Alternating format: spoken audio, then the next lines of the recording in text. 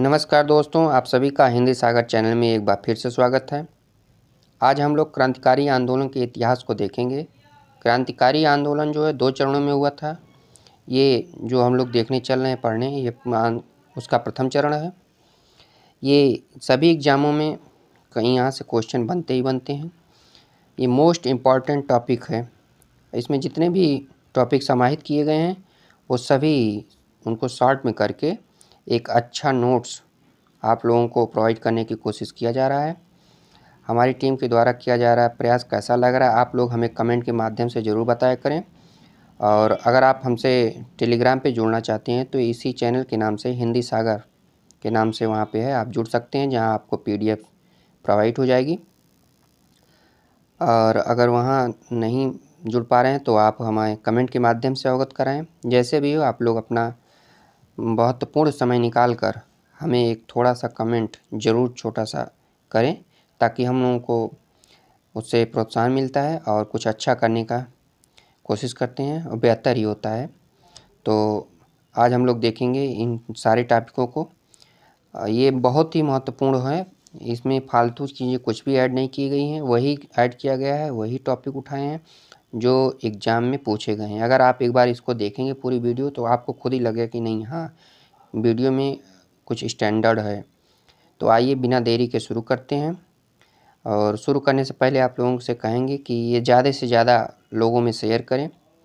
अगर आप पहली बार देख रहे हैं तो अगर सही लग रहा है तो आप भी चैनल को सब्सक्राइब कर लें, क्योंकि हम टॉपिक वाइज सारे वीडियो को कवर कराएंगे। ये पहला है मॉडर्न इंडिया से संबंधित है। तो आइए बिना देरी के शुरू करते हैं। हम लोग देखते हैं, ये जैसा कि हेडिंग ही पड़ी है, क्रांतिकारी आंदोलन का इतिहास, ये इसका प्रथम चरण है। तो इसमें दिया गया है भारत में क्रांतिकारी आंदोलन की पहली झलक जो मिली थी हम लोगों को, ये 1889 के आसपास मिली थी। बसदेव बलवंत फड़के द्वारा ये गठित किया गया है। रमोसी कृषकों का एक समूह था, एक कृषक आंदोलन था, जिसको रमोसी कृषक आंदोलन जो था ये वसुदेव बलवंत फड़के द्वारा स्टार्ट किया गया महाराष्ट्र में। इसकी जो मेन ज़मीनी स्तर जो तैयार किया गया था वो ओवरऑल कह सकते हैं कि ये जो था महाराष्ट्र में प्रचलित था 1889 में। 22 जून 1897 ईस्वी को प्लेग समिति के अध्यक्ष रैंडर और अरेस्ट की हत्या। तिलक के 2 शिष्य, जो उनका नाम था दामोदर चापेकर और बालकृष्ण चापेकर, ये दोनों लोग तिलक जी के प्रिय शिष्य थे। इनको चापेकर बंधु के नाम से भी कभी कभी एग्जाम में पूछता है कि रैंडर और अरेस्ट की हत्या किसने की थी, तो वहाँ पे इन दोनों का नाम न देकर चापेकर बंधु दे देता है। तो उसमें कंफ्यूज नहीं होइएगा आप लोग, इसी टॉपिक से पूछेगा। तो ये अगर एग्जाम में क्वेश्चन ऐसे फ्रेमिंग होती है कि पूछ देगा कि अध्यक्ष जो हैं प्लेग समिति के अध्यक्ष, यहाँ देखिए 2 क्वेश्चन है, प्लेग समिति के अध्यक्ष कौन है, रैंड और अरेस्ट। और दूसरा क्वेश्चन बनेगा कि प्लेग समिति के अध्यक्ष रैंड और अरेस्ट की हत्या किसने की थी, तो आप तुरंत लिखेंगे चापेकर बंधु, या फिर जो है कि दामोदर चापेकर और बालकृष्ण चापेकर, दोनों लोग भाई थे। ये दोनों लोग तिलक जी के प्रिय शिष्य थे। तो यहाँ से 2-3 क्वेश्चन बन गया। टॉपिक आपको भले एक ही लग रही हो, लेकिन क्वेश्चन इसमें से हर एक टॉपिक से 4-5 क्वेश्चन अगर आप फ्रेमिंग करेंगे तो आप खुद ही बना लेंगे। जैसे कि कब शुरू हुआ था, तो 1889 के आसपास हुआ था, कहाँ था, महाराष्ट्र में था। ये कौन सा था, कृषक आंदोलन था। इसको शुरू किसने किया था, वसुदेव बलवंत फड़के द्वारा शुरू किया गया था, जो महाराष्ट्र के ही थे। दे देगा तो आपको दामोदर चापेकर और बालकृष्ण चापेकर किसके शिष्य थे, तो तिलक जी के थे, बहुत प्रिय शिष्य थे। इन्होंने किसकी हत्या, चापेकर बंधु किसकी हत्या की थी, तो वो रैंड और आर्यश अंग्रेज थे। इन्होंने प्लेग समिति के अध्यक्ष भी थे। तो ऐसे देखेंगे तो क्वेश्चन बनेंगे। क्वेश्चन बनाने की कोशिश क्या करिए आप लोग, अगर फ्रेमिंग करके पढ़ेंगे तो आपको खुद ही याद हो जाएगा। अगला टॉपिक है क्रांतिकारी विधियों का प्रथम चरण। तो हम पहले ही बताएं आपको, सर्वाधिक चर्चित क्रांतिकारी जो थे विनायक दामोदर सावरकर थे उस समय के, और ये भी तिलक जी के शिष्य थे। ये इनका जो मेन पृष्ठभूमि था महाराष्ट्र के आसपास क्षेत्रों में, महाराष्ट्र में प्रचलित था। तिलक जी थे, उन्होंने 2 उत्सव शुरू किए थे, एक गणेश उत्सव और दूसरा शिवाजी उत्सव। गणेश उत्सव 1893 ईस्वी में और शिवाजी उत्सव जो है 1895 ईस्वी में शुरू किया गया था। तो ये क्वेश्चन देखिए आप कैसे बना सकते हैं। ये गणेश महोत्सव शुरू जो किया गया था वह किसके द्वारा शुरू किया गया था, तुरंत आप तिलक जी मानेंगे। सन पूछेगा तो 1893 कर देंगे। अगला क्वेश्चन इसी टॉपिक से रिलेटेड है। बीडी सावरकर और गणेश सावरकर ये दोनों लोग भाई थे। 1899 ईस्वी में मैजिनी के तरुण इटली के तर्ज पर शुरू किया गया था। जो ये मित्र मेला का गठन किए थे बीडी सावरकर और गणेश सावरकर मिलकर 1899 में, ये इटली के मैजिनी जो थे वो तरुण इटली के नाम की वहाँ एक आंदोलन शुरू हुआ था। उसी के तर्ज पर, उसी से मिलता जुलता इन भारत में मित्र मेला का गठन किया गया था इन दोनों भाइयों के सहयोग से, जो आगे चलकर हम लोगों को अभिनव भारत के रूप में उसे प्रदर्शित हुआ। पहले इसका नाम मित्र मेला था, उसके बाद 1804 में इसे अभिनव भारत कर दिया गया। क्वेश्चन अभी देखेंगे आप तो पिछले 2016 में पूछा था कि मित्र मेला किसने शुरू किया था। अभिनव भारत अभी जूनियर एडेड टीचर में पूछा गया कि अभिनव भारत संस्था कौन सा स्थापना किसने की थी, तो विनायक दामोदर सावरकर। बीडी सावरकर का नाम विनायक दामोदर सावरकर, तो ये कंफ्यूज मत हो जाइएगा आप लोग, बीडी सावरकर अलग हैं वो अलग हैं, नहीं दोनों लोग अलग हैं। इनकी स्थापना जो 1904 में इन्हीं के द्वारा की गई थी। अभिनव भारत में कुछ क्रांतिकारी जो थे, जैसे कि उनका नाम पांडुरंगा महादेव बापटे को, इनको बम बनाने के लिए जो है पेरिस भेजा गया था और सीखे भी थे। अगला टॉपिक है नासिक खड़ेंद्र केस 1909। सबसे पहला क्वेश्चन बन सकता है कि नासिक खड़ेंद्र केस किस सन में किया गया था। आपको 4 ऑप्शन दे देगा, 1909, 1910, 11, 8। तो उसमें से आपको सेलेक्ट करना होगा। तो अगर आप यहाँ पढ़े रहेंगे तो आपको तुरंत मार देंगे। यहाँ कहने मतलब जो हम इस वीडियो में पढ़ा रहे हैं, इसका मेरा एक ही उद्देश्य है, कम समय में ज़्यादा चीज़ों को कवर करना। अब एग्ज़ाम टाइम में तो ऐसा तो है नहीं कि हम पूरी बुक पढ़ लेंगे या फिर जो भी होगा इतना कवर नहीं कर सकते, तो हम टॉपिक वाइज को देख के एग्ज़ाम के टाइम में अपने आप में कॉन्फिडेंस पैदा कर सकते हैं। तो इसलिए इस टॉपिक को बनाया गया है। मेन बनाने का उद्देश्य मेरा यही है। हाँ, थोड़ा सा धुंधला या फिर जो भी ये दिख रहा होगा तो आप लोग कंप्रोमाइज़ करके पढ़िए, क्योंकि अगर थोड़ी सी चीज़ें अच्छी हैं तो उन्हें एक्सेप्ट करने की कोशिश करिए। सुविधाओं के अभाव में भागा मत करिए कि नहीं ये फ्रेमिंग अच्छी नहीं है, इसका प्रिंट अच्छा नहीं आ रहा है या फिर जो भी हो। जितनी भी कमियां उन कमियों को इग्नोर करके आप इसमें से जितनी भी अच्छाइयाँ उसको एक्सेप्ट करिए। यहाँ ही नहीं, सारी हर जगह यही रूल फॉलो करिए, देखिए आपको सफलता निश्चय मिलेगी। तो देखते हैं नासिक खड़ेंद्र केस 1909 में शुरू किया गया था। ये जो हैं दो भाई थे, ये अंग्रेज़ों की हत्या की थी। जिला मजिस्ट्रेट थे अनंत लक्ष्मण कन्हारे द्वारा जैक्सन की हत्या कही गई थी। नासिक खड़ेंद्र केस कब हुआ था? 1909 में। ये नासिक खड़ेंद्र केस था क्या कि नासिक में एक मजिस्ट्रेट डीएम थे जिनकी हत्या अनंत लक्ष्मण कन्हारे द्वारा कर दी गई थी। वो मजिस्ट्रेट कौन थे? जैक्सन थे। तो क्वेश्चन बनेगा कि आपका जैसे कि नासिक खड़ेंद्र केस कब हुआ? 1909 में। 1909 में एक चीज़ें और हुआ था, मार्ले मिंटो सुधार आया था, जो मुसलमानों के लिए पृथक निर्वाचन के एक बात कही की गई थी। उस समय मार्ले मिंटो, दो नाम है, मार्ले वहाँ भारत सचिव थे, मिंटो जो थे वो वायसराय थे। इससे पहले वो जो आया था, उससे पहले मुस्लिम लीग जो है आगा खां के नेतृत्व में शिमला में मिंटो से मुलाकात 1906 में की थी। उसके बाद ही वो 1909 का आया था। तो वहाँ हम लोग उधर न चल के यहाँ फोकस करते हैं। तो नासिक खड़ेंद्र केस 1909 में, उसमें जो अंग्रेज मारा गया था उसका नाम जैक्सन था। और किसने मारा था? अनंत लक्ष्मण कन्हारे द्वारा। उसमें कुल टोटल 10 लोग थे, जिसपे 7 को मुकदमा चला था और 3 को फांसी दे दी गई थी। फांसी पाने वाले में अनंत लक्ष्मण कन्हारे थे, गोपाल जी कृष्ण कर्वे, विनायक नारायण देशपांडे। ये आप लोगों को थोड़ा सा टफ लग रहा होगा, लेकिन इतना विश्वास करके आप लोग इस वीडियो को पूरा देखिए कि अगर इतना देख लेते हैं तो गारंटी है कि आप पीसीएस तक के एग्ज़ाम को क्रैक कर सकते हैं, बस इस वीडियो के माध्यम से। इसी क्रम में हम ऐसे तमाम वीडियो लेके आगे आते रहेंगे, अगर आप लोगों का रुझान और आप लोगों का प्यार इसी तरह अगर बना रहा तो फांसी कब दी गई थी? 1911 ईस्वी में फांसी दी गई थी। वो 3 लोग थे, कौन थे? अनंत लक्ष्मण कन्हारे, गोपाल जी कृष्ण कर्वे, विनायक नारायण देशपांडे। 1911 में एक घटना और घटी थी। उस समय जो भारत की राजधानी कलकत्ता से दिल्ली ट्रांसफ़र की जा रही थी, उस समय भी एक घटना घटी थी, उसको हम लोग आगे देखेंगे। तो भारत जो है दिल्ली राजधानी 1912 में बन गई थी। तो उसको छोड़ के हम इसको देखते हैं।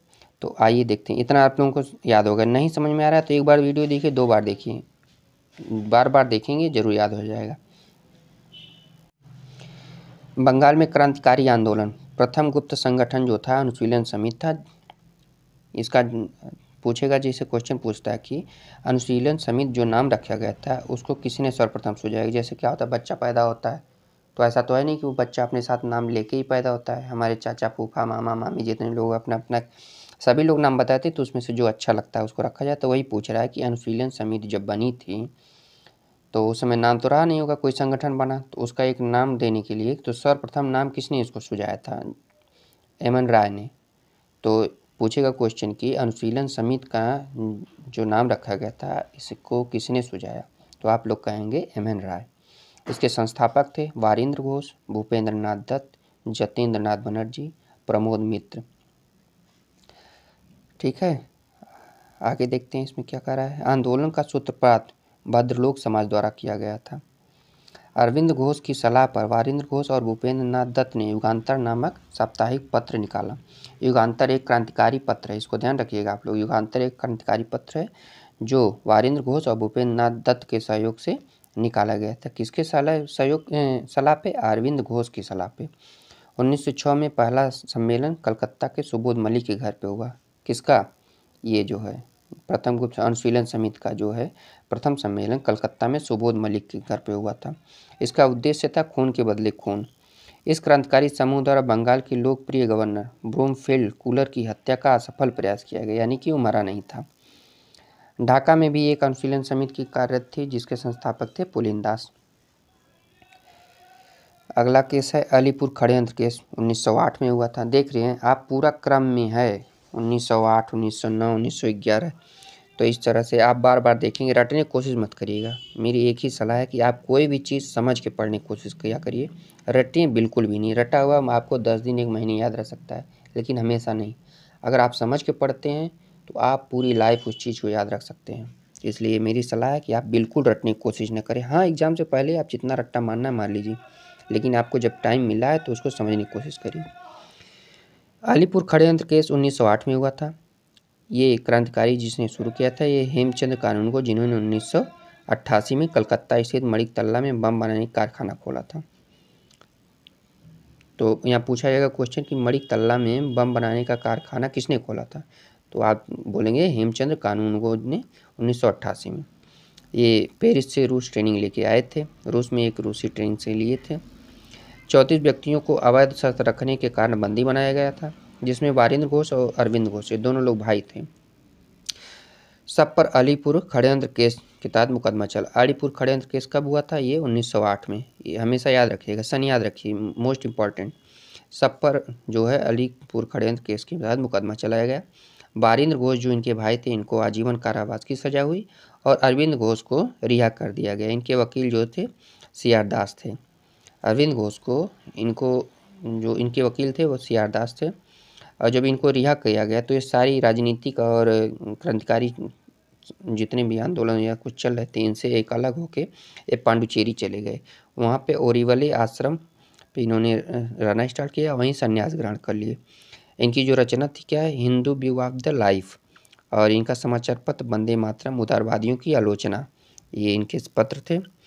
सरकारी गवाह नरेंद्र गोसाई, जो अलीपुर षड्यंत्र के 1908 में हुआ था, उसमें नरेंद्र गोसाई जो थे वो सरकारी गवाह बन गए थे डर के। तो जिनकी हत्या सत्येंद्र नाथ बोस ने जेल में ही कर दी थी, अलीपुर जेल में। तो क्वेश्चन पूछता है कि अलीपुर षड्यंत्र के जो 1908 में संपन्न हुआ था उसमें किसने सरकारी गवाह बनाया था, तो हो गए नरेंद्र गोसाई। कहाँ रखा गया था इनको, अलीपुर जेल में। इनकी हत्या किसने की थी, सत्येंद्र नाथ बोस ने। तो ये सब हैं, आप लोग ध्यान से पढ़ें। हावड़ा षड्यंत्र केस है। जतिन दास मुखर्जी, जिन्हें बाघा जतिन भी कहा जाता था। क्वेश्चन पूछता है जतिन दास मुखर्जी किस, बाघा जतिन किनको कहा जाता है, तो जतिन दास मुखर्जी थे। 1910 ईस्वी में पुलिस सुप्रिटेंडेंट शमसुल आलम की हत्या के अभियुक्त बनाए गए। 9 सितंबर 1915 को बालासोर कहाँ पड़ता है, उड़ीसा में, पुलिस की मुठभेड़ में मृत्यु हो गई इनकी। हावड़ा केस पूछेगा, हावड़ा षड्यंत्र केस किससे संबंधित है, तो आप कहेंगे जतिन दास मुखर्जी, जिन्हें बाघा जतिन के नाम से जाना जाता था। इन्होंने 1910 में पुलिस सुपरिटेंडेंट शमसुल आलम की हत्या का अभियुक्त बनाया गया था। 9 सितंबर 1915 ईस्वी को बालासोर उड़ीसा में इनका मुठभेड़ में हत्या हो गई। मुजफ्फरपुर षड्यंत्र केस बिहार का ये पहला क्रांतिकारी विस्फोट था। बिहार में जो भी अब तक ये पहला क्रांतिकारी विस्फोट हुआ था, जो कि 30 अप्रैल 1908 में हुआ था। तो पहला क्वेश्चन यही देखिए बन जाता है। क्वेश्चन आप लोग बनाने की, बार बार मैं कह रहा हूँ, क्वेश्चन बनाने का कोशिश किया करिए, इससे आपको रटने की जरूरत नहीं होगी और आपको याद हो जाएगा। मुजफ्फरपुर षड्यंत्र केस 30 अप्रैल 1908 को। मुजफ्फरपुर कहाँ है, सिंपल सी बात है, बिहार में होगा। बिहार में जो है मुजफ्फरपुर एक डिस्ट्रिक्ट है, वहाँ थी। इन्होंने एक न्यायाधीश थे, उन्होंने किंग्सफोर्ड की हत्या का उद्देश्य खुदीराम बोस और प्रफुल्ल चाकी उनकी गाड़ी पर बम फेंके। दुर्भाग्यवश वह गाड़ी, उसमें गाड़ी में नहीं बैठकर उस गाड़ी में कनेडियन जो अंग्रेज थे वहाँ के, जो कनेडी थे, ये इनका हृदय भारतीयों के लिए बहुत ही मर्म था। ये इनका जो बहुत ही दयालु स्वभाव के थे, तो इनकी गाड़ी पे जाके वो बम गिर गया। कौन सा, जो खुदीराम बोस और प्रफुल्ल चाकी ने चलाया था, किसको जान के, किंग्सफोर्ड को। लेकिन दुर्भाग्यवश वो जो बम इन्होंने फेंका वो कनेडी की गाड़ी पे गिरा, जिसमें उनकी 2 महिलाओं की मृत्यु हो गई। अब दोनों लोग जो प्रफुल्ल चाकी और खुदीराम बोस उसमें शामिल थे, एक तो प्रफुल्ल चाकी देख के उनको मतलब हदस गए कि नहीं अब तो फांसी होगी, जो भी होगा, जो भी उस समय उन्होंने सोचा हो, उसके डर से उन्होंने आत्महत्या कर ली। बचे खुदीराम बोस, जिनको ऊपर मुजफ्फरपुर में फांसी दे दी गई सबसे कम उम्र में।